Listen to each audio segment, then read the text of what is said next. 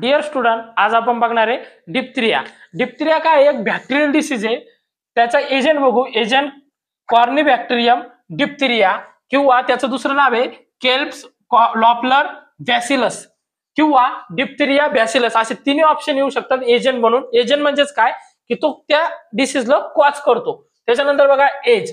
Age म्हणजे कोणतं age त्या डिसीजसाठी जास्त सुटेबल आहे ते म्हणजे 1 to 5 इयर एज ग्रुप यांना जे जास्त चान्सेस आहेत होण्याचे.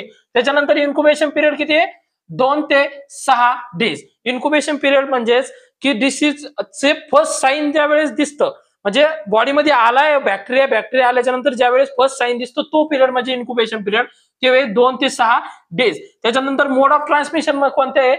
मोड ऑफ ट्रान्समिशन एका व्यक्तीकडून दुसऱ्या व्यक्तीकडे तो रिस्पिरेटरी ट्रॅक थ्रू ट्रान्सफर होतो. त्याच्यानंतर ड्रॉपलेट, एअर ड्रॉपलेट, त्याच्यानंतर फॉर्मेटिव्ह म्हणजेच जे इन्फेक्टेड आर्टिकल आहे सबस्टन्सेस त्यांच्या थ्रू. त्याच्यानंतर बघा त्याच्यामध्ये आयसोलेशन. आयसोलेशन मध्ये काय आहे ऍटलिस्ट 14 डेज त्या पेशंटला आयसोलेट करावं लागणार आहे. त्याच्यानंतर किंवा त्याचे 2 निगेटिव्ह थ्रोट स्वॅब येऊस तर त्या पेशंटला आयसोलेट करायचं. त्याच्यानंतर बघा साइन अँड सिम्पटम्स.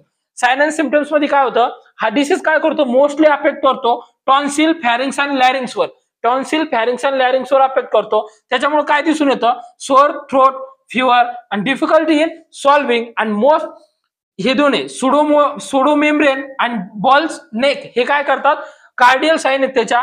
कोणते कोणते सुडोमेम्ब्रेन. सुडोमेम्ब्रेन म्हणजे काय होतं ग्रेनिस आणि व्हाईटिश पॅचेस येतात टॉन्सिल, फॅरिंग्स आणि लॅरिंग्सवर. ग्रेनिस आणि व्हाईट कलरचे पॅचेस येतात टॉन्सिल, फॅरिंग्स आणि लॅरिंग्सवर. त्याच्यानंतर बल्ब नेक अपीरन्स येतं त्याचं. ते कशामुळे येतं स्वेलिंग येते नेकवर. कशामुळे due to the enlargement of lymph node. त्याच्यानंतर बघा डायग्नोसिस मध्ये अल्बर्ट स्टेन टेस्ट. अल्बर्ट स्टेन टेस्ट आपण कशी करतो थ्रोट स्वॅब घेतो किंवा फॅरेंजियल स्वॅब घेतो आणि ते लॅबोरेटरी मध्ये पाठवतो. त्याच्यानंतर चिक टेस्ट. चिक टेस्ट कशासाठी केली जाते जर का एखाद्या पेशंटला डिप्थेरिया व्हायला पहिले त्याची ससेप्टेबिलिटी चेक करण्यासाठी, त्याच्यामध्ये इम्युनिटी बनेल आहे का, त्याच्यामध्ये अँटीटॉक्सिन आहेत का ते बघण्यासाठी आपण सिक टेस्ट करतो. त्याच्यामध्ये काय करतो 0.1 ml टॉक्सिन्स घेतो डिप्थेरियाचा ते इन्सर्ट करतो आपल्या आर्म मध्ये इन्सर्ट केल्याच्या नंतर तिथे जर का रेडनेस आणि रॅशेस जर का दिसलं तर ती टेस्ट पॉझिटिव्ह असते. पॉझिटिव्ह म्हणजे त्या पेशंट मध्ये अँटीबॉडी तयार आहेत. जर का निगेटिव्ह असेल तर